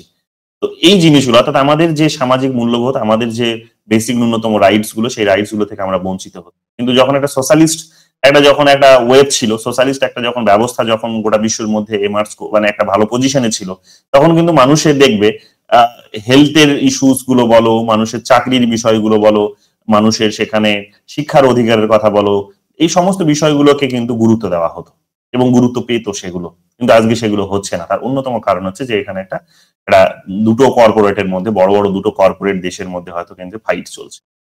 তার মাঝে আমরা সেখানে কিন্তু আমাদেরকেও যদি সেখানে রুখে দাঁড়াতে হয়, টিকে থাকতে হয়, তাহলে আমাদেরকেও কিন্তু অর্থনীতির বিষয়টিকে বেশি ফোকাস করতে হবে, নাকি সেখানে শিক্ষা, নাকি সেখানে স্বাস্থ্য, এগুলোর উপর ফোকাস করা উচিত। তো এই কারণে দেখবে সরকার এগুলোকে প্রাইমেসি দিচ্ছে না। সরকার প্রাইমেসি দিচ্ছে অর্থনৈতিক ডেভেলপমেন্টকে, অর্থনৈতিক গ্রোথ দিকে, এবং গ্রোথকে এখানে ভ্যালু দিতে গিয়ে সরকার সবগুলোকে ধীরে ধীরে প্রাইভেটাইজ করে দিচ্ছে। কারণ সরকার নিজে এগুলোকে, এত বড় কোম্পানিকে কন্ট্রোল করতে পারবে না, ইকোনমিক গ্রোথ নিজের হাতে রেখে এগুলো এনশিওর করতে পারবে না। অনেক ধরনের গল্প এখানে আছে, এগুলো একদিনে তোমরা নয়, ধীরে ধীরে জিনিসগুলো জানবে, বাট মাথায় রেখে এগুলো খুব গুরুত্বপূর্ণ কতগুলো বিষয়। 6 নম্বর কোয়েশ্চেন চলে আসো। 6 নম্বর কোয়েশ্চেন কি বলছে দেখো, প্রেসিডেন্সি ইউনিভার্সিটির মাস্টার্স এন্ট্রান্স টেস্টে এসেছে ব্রাজিল, নাইজেরিয়া, ব্রিটেন আর পিআরসি। তো people's republic of China, PRC মানে গতকালই বলছিলাম। তো পিপলস রিপাবলিক অফ চায়না এখানে দেখতে পাচ্ছ কি আছে, এটা হচ্ছে কি, এটা দেখে পরিষ্কার বোঝা যাচ্ছে, মনে হচ্ছে রেগুলেটিং স্টেট হবে। Regulating state, political economy of the regulating state, ডিতে 1ই আছে এখানে। দেখো বাকিগুলো তোমাদের একটুখানি নাও মিলতে পারে। তারপরে দেখো প্লুরালিস্ট কম্পিটিটিভ কনস্টেলেশনস অফ ইন্টারেস্ট গ্রুপস। তো ইন্টারেস্ট গ্রুপস এর গল্পটা আমরা বেসিক্যালি ব্রিটেনের দিকে পেয়ে থাকি। সিতে হচ্ছে 4ই আছে দেখো। তো ব্রিটেনে দেখবে তোমাদের ইন্টারেস্ট গ্রুপস এর একটা বড়, তোমাদের ইন্টারেস্ট গ্রুপস এর বিষয়টা সম্পর্কে বলিনি বোধহয় ক্লাসে। ইন্টারেস্ট গ্রুপস সেখানে দেখবে সংখ্যায় বেশি আছে, এবং ইউএসএ তেও দেখবে প্রচুর সংখ্যায় আছে। অর্থাৎ যেখানেই দেখবে হচ্ছে সোসাইটি হচ্ছে কি বলবো যে অনেক বেশি সেখানে হচ্ছে মানে সবকিছু হচ্ছে ইন্ডিভিজুয়ালের হাতে ছেড়ে দিয়েছে, অনেক বেশি যেখানে দেখবে সেখানে মার্কেটের হাতে ছেড়ে দিয়েছে, সেখানে ইন্টারেস্ট গ্রুপস এর জায়গাগুলো কিন্তু অনেক স্ট্রং হবে, অর্থাৎ ইন্টারেস্ট গ্রুপস এর সংখ্যাটা অনেকটা বেশি হবে। কারণ যখন সেখানে স্টেট কন্ট্রোল ইকোনমি হবে, তখন সরকার দায়িত্ব নিয়েই সমস্ত কিছু করবে, এতগুলো ইন্টারেস্ট গ্রুপস এর মাথা ছাড়া দিতে দেবে না, সে নিজের দায়িত্বে সমস্ত কিছু করবে। কিন্তু যখন সরকার নিজের দায়িত্বগুলো থেকে অব্যাহতি চাইবে, তখন দেখা যাবে কি যে নিজস্ব অব্যাহতি চাইলেও জনগণ তো তাদের নিজেদের স্বার্থগুলো পূরণ করতে চাইবে। তখন তারা কি করে, নিজেদের স্বার্থগুলোকে পূরণ করার জন্য, সরকারকে প্রেসারে রাখার জন্য তারা কি করে, নিজেদের যে মধ্যে যে সমস্ত বিষয়গুলোকে কেন্দ্র করে তারা অর্গানাইজড হয়েছে, তো সেই ভ্যালুটাকে কাজে লাগিয়ে তারা সরকারকে প্রেসার দেওয়ার চেষ্টা করবে। তো দেখবে এই যে সমস্ত দেশগুলিতে এই কারণে মার্কেট ইকোনমি, ওপেন সিস্টেম এগুলো বেশি, কম্পিটিটিভনেসটা বেশি, সেই সমস্ত দেশগুলি প্লুরালিস্ট বহুত্ববাদী যে সমস্ত কম্পিটিটিভ ব্যবস্থা বা প্রতিযোগিতামূলক যে ব্যবস্থা বা ইন্টারেস্ট গ্রুপস এর যে কনসেপ্ট, সেগুলো কিন্তু বেশি। এই কারণে তোমরা ইউকে তে, এই কারণে তোমরা ইউএসএ তে এই ইন্টারেস্ট গ্রুপস এর সংখ্যাটা বেশি পাবে। আমাদের দেশেও দেখবে এই সংখ্যাটা ধীরে ধীরে বাড়বে, বৃদ্ধি পাবে, কারণ সরকার নিজের থেকে হাত গুটিয়ে নেবে। সরকার যেহেতু নিজের থেকে হাত গুটিয়ে নিচ্ছে, যেটাকে বলা হচ্ছে roll back of the state, সরকার যেহেতু তার নিজের দায়িত্ব থেকে ফিরে আসছে, পিছন দিকে চলে আসছে, তো ফলে আমরা দেখতে পাবো কি যে এই ইন্টারেস্ট গ্রুপস এর সংখ্যাটা কিন্তু বৃদ্ধি পাবে। তো এটা ব্রিটেনের একটা বৈশিষ্ট্য, এটা দেখতেই পেলে।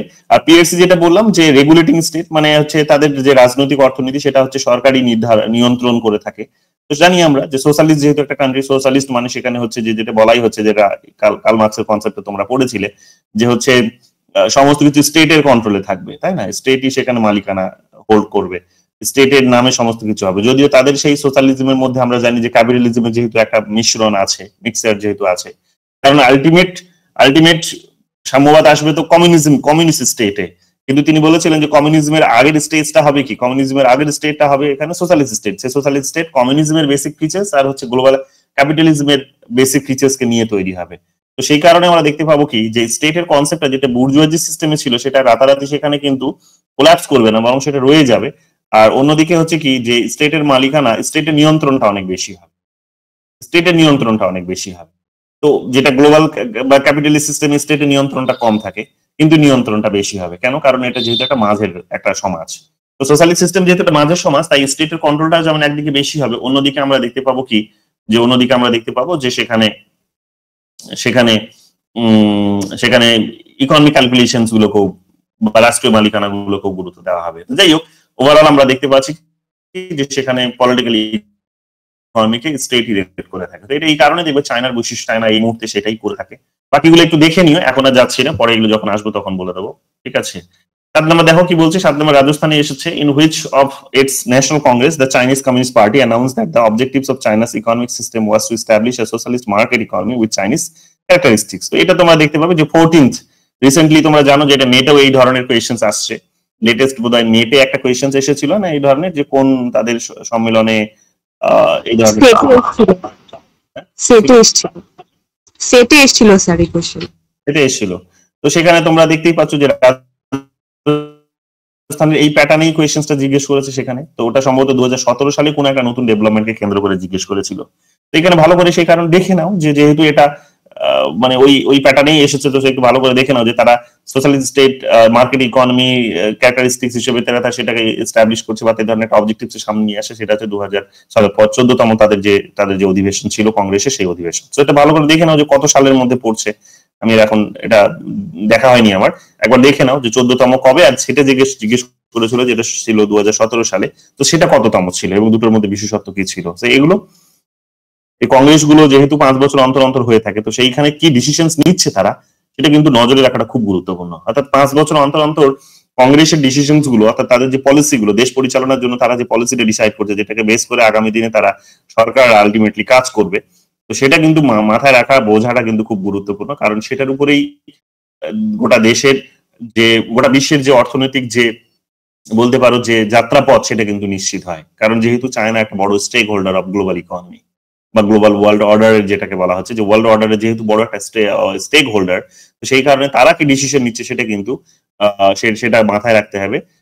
কারণ আলটিমেটলি সেটা কিন্তু একটা গোটা বিশ্বের একটা বড় যাত্রাপথকে নির্ধারণ করে দেয়, ঠিক আছে? তো এইটা এই কারণে একটু 5 বছর অন্তর অন্তর যেটা হচ্ছে সেটা মাথায় রাখতে হবে, দেখে নিও। আর নাম্বার দেখো কি বলছে, which is the supreme organ of the communist party of China. তো সুপ্রিম অর্গান যেটা বলছে, সুপ্রিম মানে সর্বোচ্চ, যেটা হচ্ছে একটা অংশ বা সর্বোচ্চ যেটা হচ্ছে বলতে পারো একটা অঙ্গ। তো সর্বোচ্চ অঙ্গ যদি বলো তা পলিটিক্যাল সিস্টেমে তাদের আমরা জানি যে national party Congress, national party Congress, national party central committee polit bureau standing. National party Congress মানে হচ্ছে, ন্যাশনাল পার্টি মানে ওই এটাকে নির্ধারণ করছে, ন্যাশনাল পিপলস কংগ্রেস, ঠিক আছে? ন্যাশনাল পিপলস কংগ্রেস, তাই তো? নাম কি ছিল? ন্যাশনাল পিপলস কংগ্রেসে ছিল তাদের হচ্ছে ইয়েটার নাম, তাদের লেজিসলেচারের নাম কি ছিল? তাদের লেজিসলেচারের নাম কি ছিল? National people's congress. এখানে পার্টি বলেছে, তাহলে একটুখানি ভুল করেছে। ন্যাশনাল পার্টি কংগ্রেস আপনি যখন মানে পড়িয়েছিলেন তখন এটার কথাও বলেছিলেন, এটা ঠিকই আছে স্যার, ন্যাশনাল পার্টি কংগ্রেসের কথাও বলেছিলেন। আছে ওখানে ন্যাশনাল পার্টি কংগ্রেস মানে সেটা একটা বলতে পারি আমরা, যে সেটা পিপলস কংগ্রেস আলটিমেটলি পার্টি কংগ্রেসে পরিণত হয়েছে, সেটা তো একটা আমাদের এক্সপ্লেনেশন। কিন্তু বাস্তবে কি মানে সিপিসির ক্ষেত্রে এটাই মানে সুপ্রিম অর্গান আর কি। তো যাই হোক, একটু দেখে নিও এই জিনিসটা, কিন্তু আমার মনে হয় এটা একটু ভুল হবে, কারণ ওটা অ্যানালিসিস করে ওটা বেরিয়ে আসে আমাদের, ওটা কিন্তু সরাসরি এই ধরনের কোনো অর্গানের নাম আমরা পাইনি। যাই হোক, দেখে নিও। আমরা দেখো কি বলছে, the principal of the principal of democratic centralism applies to. তো ডেমোক্রেটিক সেন্ট্রালিজম অ্যাপ্লাইজ টু এটা চায়না। তোমাদের লেনিন রোজা লুক্সেমবার্গ ডিবেটের কথা একাধিকবার বলেছি, সেখানে তোমাদের বলেছিলাম যে ডেমোক্রেটিক সেন্ট্রালিজমের কনসেপ্টের উপরেই সেটা দাঁড়িয়েছিল, যে সেখানে ডেমোক্রেটিক ওয়েকে পার্টিকে চালানো হবে নাকি সেন্ট্রালি পার্টিকে চালানো হবে। তো ডিসিশনসটা ঠিক কিভাবে নেওয়া হবে, পার্টির ডিসিশনসটা পিপলস হবে। হ্যাঁ, তো এখানে আমরা দেখতে পাবো কি যে সেখানে ডেমোক্রেটিক্যালি এখন পার্টিটাকে চালানো হবে নাকি সেন্ট্রালি পার্টিটাকে চালানো হবে, এবং তার ফাংশনসটা ঠিক কিরকম ভাবে হবে। তো এই নিয়ে একটা ডিবেট সেখানে ছিল। তো আমরা দেখতে পেয়েছি সেখানে লেনিন রোজা লুক্সেমবার্গ ডিবেট বলা হয় এটাকে। তো সেই ডিবেটে আমরা দেখতে পেয়েছি যে আলটিমেটলি ডেমোক্রেটিক সেন্ট্রালিজমের কনসেপ্টটা বেসিক্যালি সেখানে নতুন একটা কনসেপ্ট হিসেবে ইমার্জ করে, এবং বেসিক্যালি ওটা বিশ্বজুড়ে যে চাইনিজ পার্টি বা কমিউনিস্ট পার্টি যারা আছে এই মডেলটিকেই তারা কিন্তু ফলো করার চেষ্টা করে। তো আমাদের দেশেও দেখবে লিডার্সরা, কমিউনিস্ট লিডার যারা আছেন তারা দেখবে এই মডেলটিকেই ফলো করে পার্টিকে পরিচালনা করার ক্ষেত্রে, বাট বিভিন্ন ডিসিশনস নেওয়ার ক্ষেত্রে। চলে আসো 10 নম্বর question, which one of the following countries has a unicameral legislature. তো ইউনিক্যামেরাল লেজিসলেচার তোমরা দেখতে পাবে চায়নাতেই আছে, ইউএসএ তে দেখলে দুটো হাউস আছে, ইংল্যান্ডেও তোমরা দেখলে দুটো হাউস আছে, তাই না? তো সুইজারল্যান্ডে এখনো তোমাদের বলিনি, বাট চায়না যেহেতু তোমাদের বলেছি ইউনিক্যামেরাল লেজিসলেচার আছে, ন্যাশনাল পিপলস কংগ্রেস। তো ন্যাশনাল পিপলস কংগ্রেস সেখানে বেসিক্যালি একটা ইউনিক্যামেরাল লেজিসলেচার, অর্থাৎ একটাই কক্ষ, তার দুটো কোনো কক্ষ নেই বা হাউস নেই। 11 নম্বর দেখো কি বলছে, the name of legislature of China is. তো ন্যাশনাল পিপলস কংগ্রেস, দেখো এখানে নিচের দিকে বলাই হয়েছে ন্যাশনাল পিপলস কংগ্রেস, এটাই হচ্ছে সুপ্রিম অর্গান। ওখানে পার্টি কংগ্রেস ছিল, ওটা এক্সপ্লেনেশন করলে আলটিমেটলি তার পার্টি কংগ্রেস আমরা হয়তো বলতে পারি সেটা, কিন্তু সরাসরি তার নামটা হচ্ছে পিপলস কংগ্রেস। একটু ভালো করে মাথায় রেখো এটা। 12 নম্বর দেখো কি বলছে, which one of the following leaders was associated with economic reform in China known as Ford modernisation. তো দেন জিয়াওপিং এই নামটা হবে। কি বলছে, which one of the following leader was associated with economic reform in China known as Ford modernisation. তো Ford modernisation basically ওই 1970s এর পিরিয়ডে দেখবে দেন জিয়াওপিং দেখবে যে ইকোনমিক রিফর্মস কে সেখানে কিন্তু চালু করিয়েছিলেন 1970 এর দশকে। আমরা এসে যেটা 1990 এর দশকে করছি, দেন জিয়াওপিং সেটা 1970 এর দশকেই চায়নাতে শুরু করে দিয়েছিলেন, এবং তার এই রিফর্মস গুলো বেসিক্যালি, তার এই মডার্নাইজেশন যে রিফর্মস গুলো সেগুলোই বেসিক্যালি চায়নাকে তাদের নিজেদের দেশের বাইরে বেরোতে হেল্প করে, এবং গোটা মার্কেটে মানে বিশ্বের মার্কেটে তাকে প্রবেশ করতে হেল্প করে তার একটা বড় ফোর্স নিয়ে। অর্থাৎ তার নিজের দেশের এতদিন পর্যন্ত সে ন্যাশনালিস্ট ওয়েতেই তার নিজের দেশের বিভিন্ন যে ইন্ডাস্ট্রিজ গুলো আছে সেগুলোকে সাহায্য সহযোগিতা দিয়ে সে একটা তার প্রোটেকশনস দিয়ে, যেটাকে বলা হচ্ছে প্রোটেক্টিভ পলিসি অফ ইকোনমি। তো প্রোটেক্টিভ পলিসি অফ ইকোনমির ভাবনা থেকে সে নিজের দেশের বিভিন্ন কোম্পানিজ গুলোকে সাহায্য সহযোগিতা দিয়েছে, তাদেরকে বড় হতে হেল্প করেছে। তারা যখন ওভার প্রোডাকশন করতে শুরু করলো, এবং সেই প্রোডাকশন গুলোকে এবার যখন দেখা যাচ্ছে যে নিজের দেশের মার্কেটে বিক্রি করার পরেও অনেক বেশি সেখানে সারপ্লাস রয়ে যাচ্ছে, বা আরো অনেক বেশি সেখানে মানে রয়ে যাচ্ছে, যেটা হয়তো ওয়েস্ট হতে পারে, তো তখন তারা দেখছে যে এটাকে তাহলে তো আরো বিক্রি করার জন্য আরো বড় মার্কেটের প্রয়োজন পড়বে। আমার দেশের মার্কেট এনাফ নয় এটাকে বিক্রি করার জন্য, কারণ আমার এত বড় একটা ক্যাপাসিটি তৈরি হয়েছে যে আমি আমার দেশের চাহিদা পূরণ করার পাশাপাশি কিন্তু অন্যান্য দেশেরও মার্কেটের চাহিদা পূরণ করতে পারি। তো তখনই তারা রিয়েলাইজ করলো যে তার মানে আমাদের সেই যোগ্যতা তৈরি হয়ে গেছে এইবার, যে আমরা এবার দেশের বাউন্ডারি টপকে একটা গ্লোবাল লেভেলে যেতে পারি।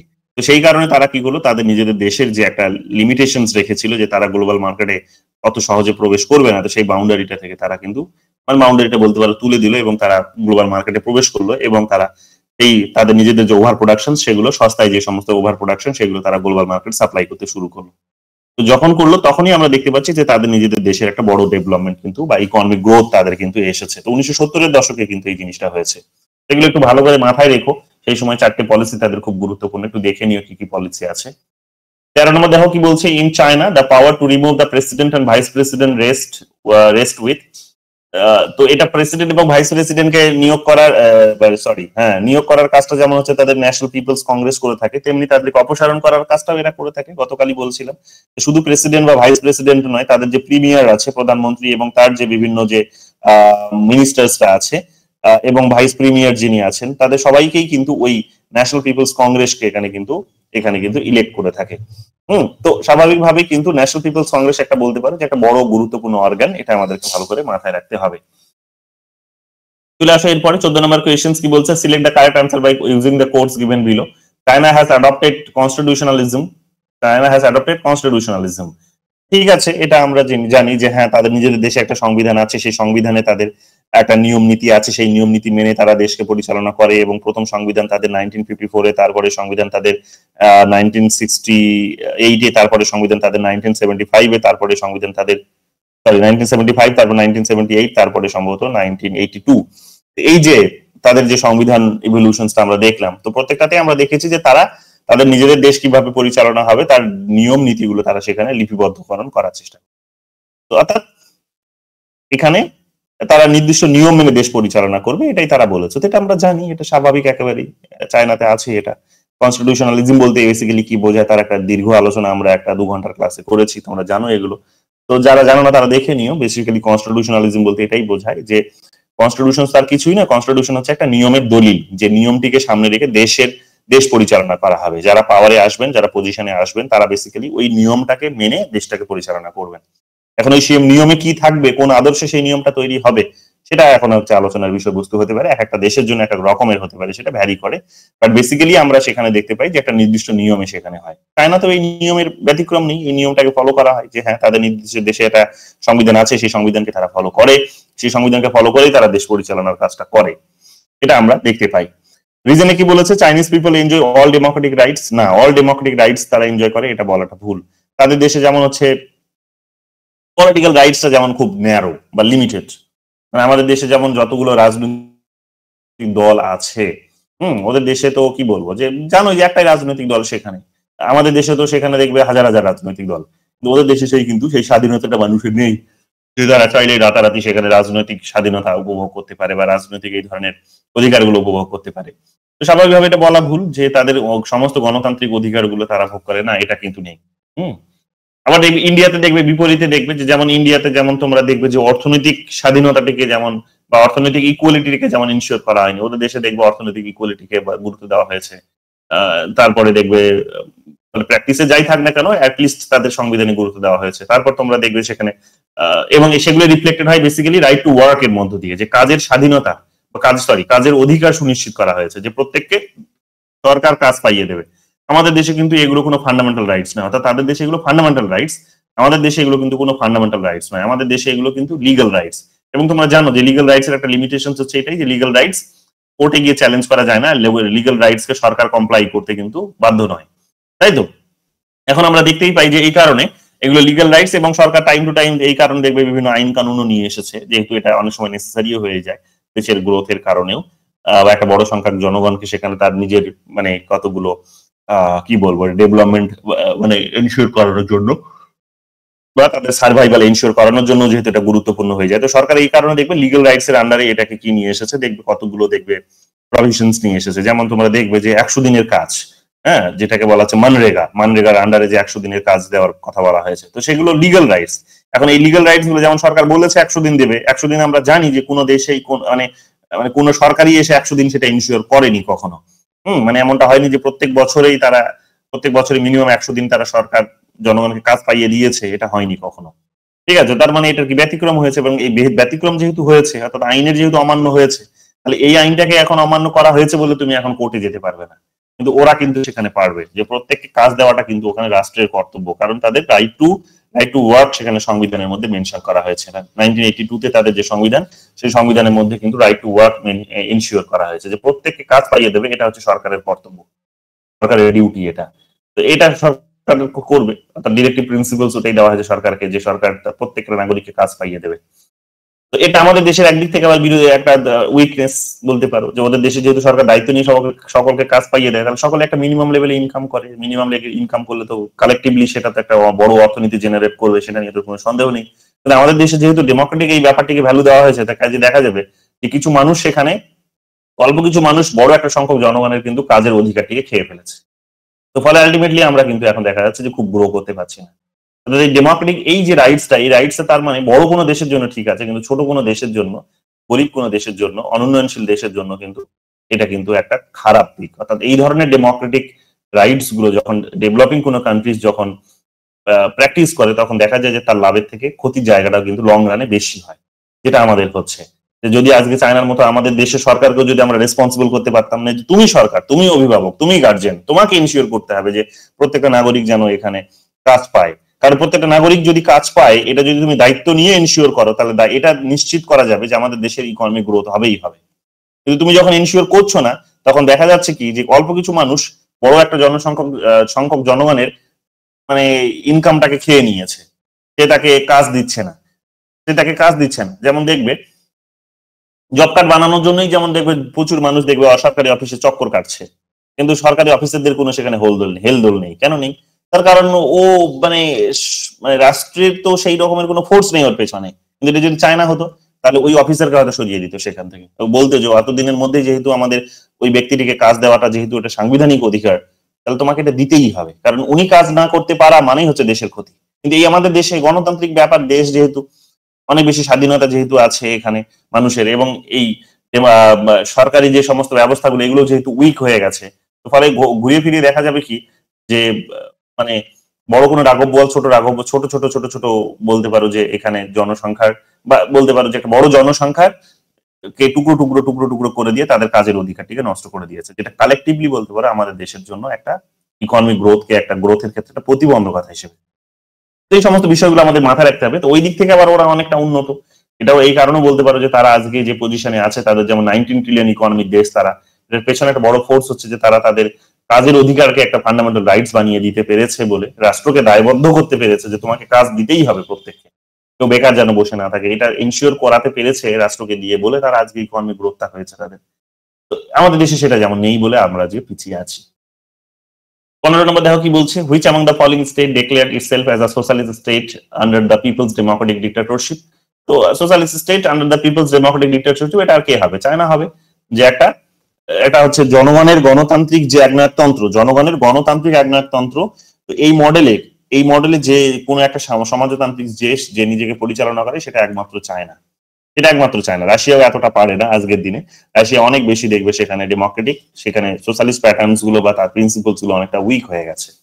তো যাই হোক, চায়না একমাত্র দেশ সেখানে কিন্তু এই জিনিসগুলোকে ইন প্র্যাকটিস সে কিন্তু নিয়ে আসতে পারে। 16 নম্বর কোয়েশ্চেন দেখো কি বলছে, who said market in China is like a bird in cage? Market in China is like a bird in cage, অর্থাৎ ডেন জিয়াওপিং, যেটা এর আগে তোমরা পেলে। তো মার্কেট ইন চায়না অর্থাৎ মার্কেট কাজ করবে, তার মানে মার্কেট কাজ করবে। আমরা জানি যে মার্কেটের কনসেপ্ট যখন আসে তখন মার্কেটের স্বাধীনতার কথা বলা হয়, কিন্তু যখন এখানে বলে দিয়েছে যে না কেজ, অর্থাৎ একটা খাঁচার মধ্যে মার্কেট বন্দি আছে, যে একটা পাখি যেমন খাঁচার মধ্যে বন্দি থাকে, মার্কেট চায়নাতে মার্কেটের কনসেপ্টটা হচ্ছে এরকম খাঁচার মধ্যে বন্দি। তো এই খাঁচাটা কার? খাঁচাটা হচ্ছে স্টেটের খাঁচা, স্টেট কন্ট্রোল করছে। তার মানে স্টেট কন্ট্রোল একটা মার্কেট সিস্টেম তারা সেখানে কিন্তু পরিচালনা করে, স্টেট কন্ট্রোল মার্কেট সিস্টেম। আমাদের দেশে কিন্তু এই জিনিসটা এতটা হয় না। আমাদের দেশে কিন্তু সরকারের নিয়ন্ত্রণটা খুব কম থাকে, বা উন্নত দেশগুলিতে যদি বলো বিশেষ করে সরকারের নিয়ন্ত্রণটা সেখানে কম থাকে। সেখানে মার্কেট যেভাবে যেভাবে মানে যেদিকে যেভাবে তার প্রয়োজন মনে করে যে সেখানে তার গ্রোথ আসবে, যেভাবে যেভাবে তার নিজের রাস্তা সে সেখানে অন্বেষণ করে বা রাস্তাকে মানে গতিপথ নির্ধারণ করে, সেই গতিপথ ধরেই সে এগিয়ে যায়।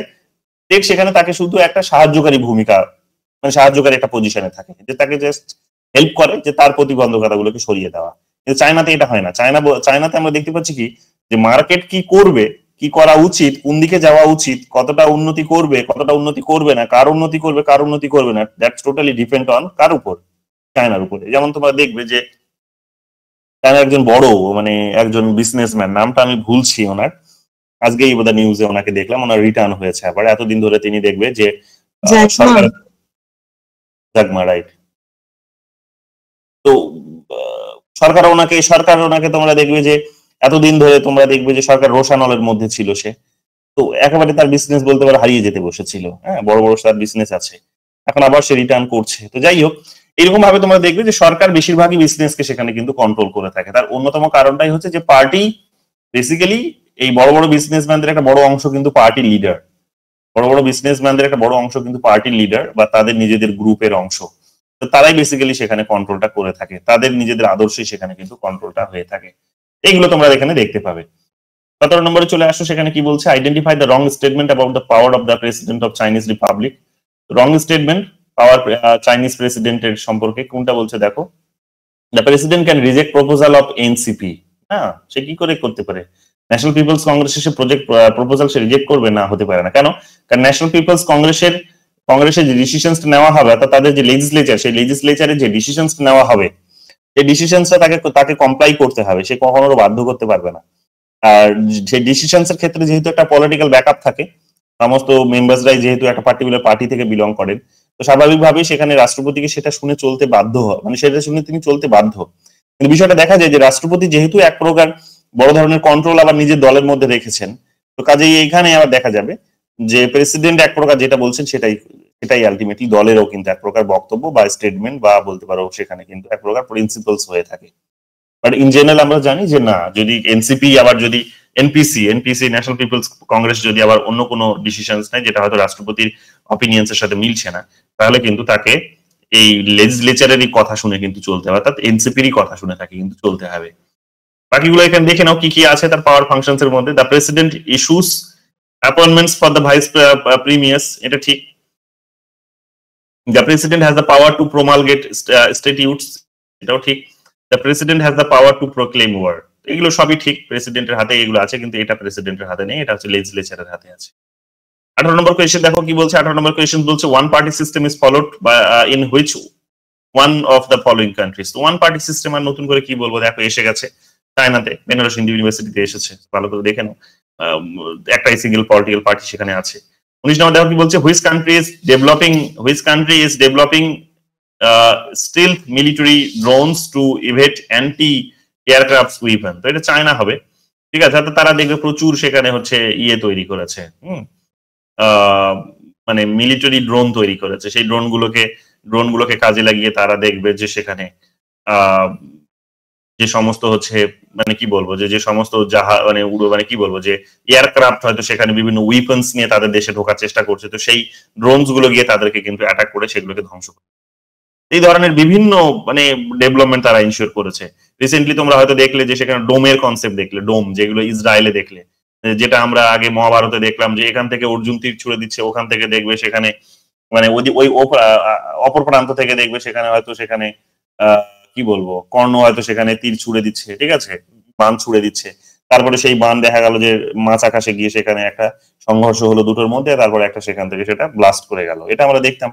ঠিক ওই একই মডেলে তোমরা দেখবে যে এখানে কিন্তু অস্ত্র তৈরি করে ফেলেছে এখন আধুনিক দেশগুলো, যে এখান থেকে দেখবে একটা অটোমেটেড বলতে পারো যে একটা মেশিন, এটা সে কি করছে, সে যখনই আকাশে তার কোনো ইয়ে দেখছে, কোনো যখন কি বলবো যে এয়ারক্রাফট দেখছে যেটা হয়তো উইপন্স নিয়ে আসছে তাকে অ্যাটাক করার জন্য ভূখণ্ডে, তো তখন তাকে গিয়ে সে অ্যাটাক করছে। যখন অ্যাটাক করছে, যখন গুলি ছুটছে, তখন ওখান থেকেও দেখবে এয়ারক্রাফট থেকেও হয়তো গুলি বেরোচ্ছে, তো অস্ত্র বেরোচ্ছে। তো তাদের দুজনের অস্ত্রের মধ্যে আবার দেখবে মাছ আকাশে হয়তো সেখানে সংঘর্ষ হয়ে সেই অস্ত্রটিকে ধ্বংস করে দিচ্ছে।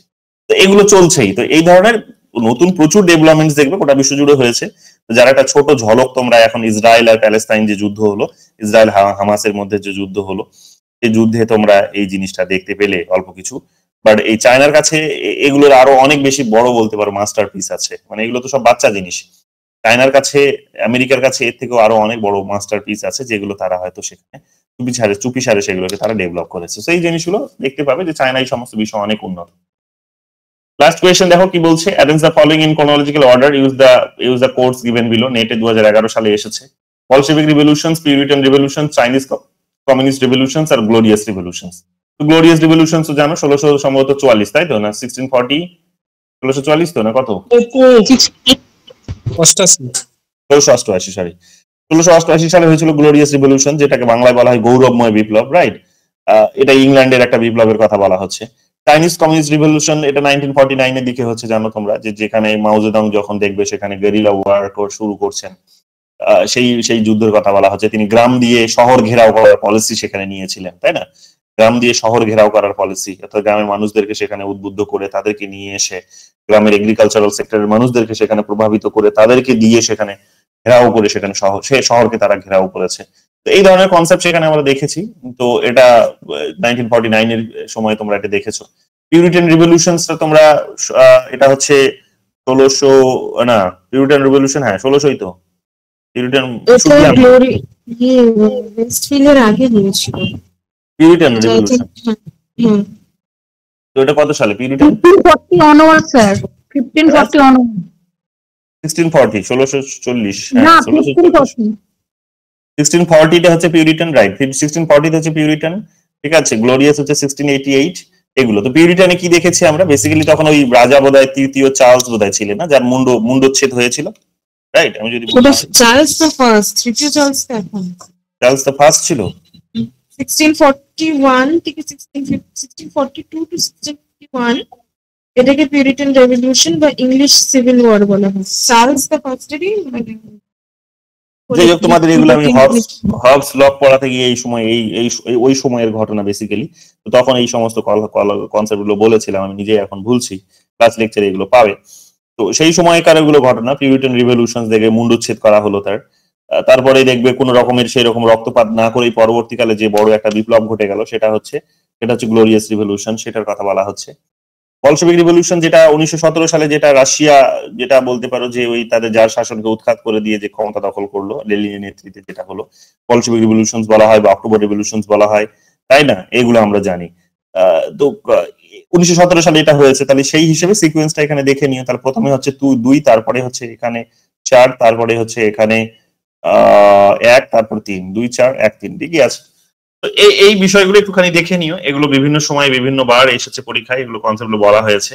নেটে আরো কিছু কোয়েশ্চেন্স এখানে তোমরা বেসিক্যালি পাবে, এখানে নেই কারণ ওগুলোকে সেপারেট করা যায়নি, কিন্তু নেটে তোমরা দেখবে যে চায়না থেকে আরো কিছু কোয়েশ্চেন্স এসেছে, যেগুলো এরপরে যখন তোমরা আবার কোয়েশ্চেন্স মানে মানে ইয়ে করবে, যখন প্র্যাকটিস করবে দুটো সময় পর গিয়ে, তখন দেখবে হয়তো অনেক কোয়েশ্চেন্স এখানে অ্যাড করে দেওয়া হয়েছে, তখন সেই নতুন কোয়েশ্চেন্স গুলো তোমরা একটু প্র্যাকটিস করে নিও। দেখবে একই গোছের কোয়েশ্চেন সেখানে এসেছে, ডিফিকাল্ট কিছু নয়।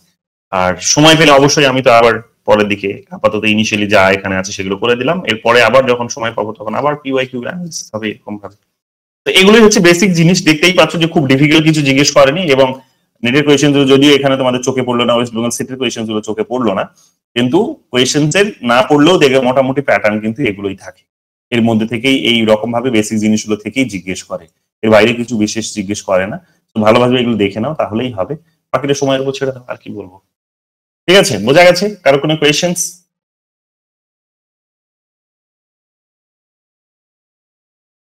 কারো কোনো কোয়েশ্চেন্স? বুঝতে পেরেছো তো? কারো কোনো অসুবিধা হয়নি নিশ্চয়ই? কে কে আছো আজকে? দীপিকা দাস, একতা, এটা আবার কে? মণি কুন্তলা? ওটা আমার কতগুলো নাম তোমার? না ওটা আমার, এটা আমার মায়ের অ্যাকাউন্টটা থেকে জয়েন করেছি। তুমি মা বাবা সবাইকে নিয়ে পড়াশোনা করছো আর ফিস দিচ্ছ নিজের একার? কি করে হয় এটা? মেঘলা মূর্তিও তাই করছে, নাম এক আর এক অ্যাকাউন্ট, আমাদের ডবল ফিস লাগবে। হ্যাঁ, আমি তো ওটা প্রথম থাকতেই রেখে দিয়েছি।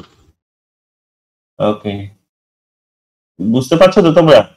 বাকিরা এখানে নতুন গুলোকে দেখি না কেন, ক্লাসে অ্যাডমিশন নিয়ে তারা হারিয়ে গেছে। ঠিক আছে, যাই হোক, আর কাউকে কিছু বিশেষ জিজ্ঞেস করছি না আজ। কাল একটা সেমিনার আছে, সেখানে বেরোতে হবে, একটু পড়াশোনা করতে হবে এখন বসে কতটা। তো নিজেরা পড়াশোনা করো, PYQ গুলো সলভ করো আর এগিয়ে যাও। নেক্সট দিন দেখি, যদি তোমাদের আগামীকাল বোধহয় ক্লাস আছে না ফার্স্ট পেপারের? কবে ক্লাসটা হচ্ছে ফার্স্ট পেপারের তোমার? কালকে আছে স্যার। তাহলে ভালো, কালকে যদি থাকে তাহলে, কারণ কালকে আমি ক্লাস নিতে পারবো না। হ্যাঁ, বলছি ওই ফার্স্ট পেপারে আমাদের যে ক্লাসটা হচ্ছে, তো ওখানে মেটেরিয়ালস গুলো আমরা তো পাচ্ছি না, তো ওটা একবার আমরাও কথা বলেছিলাম, তো ওই সুরজিৎ স্যারও বললো কি তোমার সাথে একবার কন্ট্যাক্ট করতে, তো তুমি যদি ওই গ্রুপে অ্যাড করো। আমি বুঝতে পারছি, কিন্তু ওখানে একটা যে ওনার এই কোচিং এর যে মালিক, তার সাথে আমার কথাই হচ্ছে না, ও তো ব্যস্ত থাকছে, কথা না বলে প্রপার তো সেখানে তো এগুলো করা মুশকিল। কারণ এগুলো অনেক কিছুই আলোচনার বিষয় আছে। এখন এক দুটো ক্লাস অপেক্ষা করে যাও, আমি দেখি কবে ওর সময় পাচ্ছি, সেই হিসেবে আমি করছি। হ্যাঁ, আমি চেষ্টা করছি সেগুলো ম্যানেজ করার, যত তাড়াতাড়ি হবে আমি এটা করে দেবো। আমি SMS করে রেখেছি, যারা ব্যস্ত আছেন দেখে সময় হচ্ছে না। সোমবারে আগামীকাল হয়তো সেটা হতে পারতো, কারণ কালকে ক্লাস আছে সন্ধ্যাবেলা, ওই ইভিনিং এ এখানে পড়াই হিস্ট্রি ডিপার্টমেন্টে যাদবপুরে। সো কিন্তু কালকে তো আমি নিজেই যাদবপুরে আসবো না, কালকে যাবো আমি আসানসোলে। কালকে হয়তো হবে না, আমি দেখছি 2-1 দিনের মধ্যে আমি চেষ্টা অবশ্যই করবো। তো সেখানে টিচারকে কি অ্যাড করানো যায় কিনা আমাদের গ্রুপে, সেটা হলে আরো বেটার হতো। তোমাদেরকে সবাইকে না করি, আবার টিচারকে যদি অ্যাড করানো যেত তাহলে এটা বেটার হতো। দেখছি, আমি কথা বলি আগে কি বলছি। ঠিক আছে, তাহলে কালকে যেহেতু আমি ক্লাস নিতে পারবো না, আর যেহেতু তোমাদের ফার্স্ট পেপারে ক্লাস আছে, কাজে ক্লাস তো তাহলে আর অফ থাকছে না, অ্যাজ ইউজুয়াল ক্লাস যেমন হচ্ছে তাহলে হবে, তাহলে জেনারেল পেপারে ক্লাস হবে, বাকি আমি পরশুদিন আবার ক্লাস নেব। ঠিক আছে, চলো, গুড নাইট। Good night.